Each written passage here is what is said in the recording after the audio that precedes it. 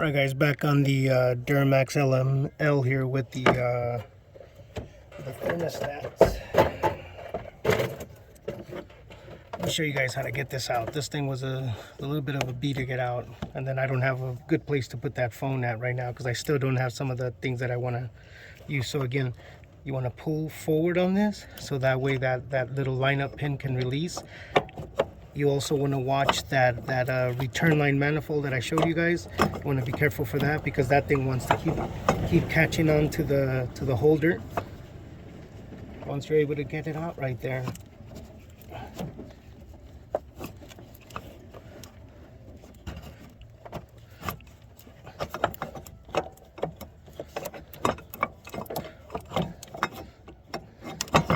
There it goes. There it is. See that? And then you just got to move the hoses out of the way. This AC line may need to be moved up a little bit, and then you just got to kind of sneak it in through this section right here. Let me show you. So you got to just kind of sneak it in through right here, through this little gap right here. You got to walk it forward, turn it, and then end up just sliding it up through that section right there. But there's those thermostats.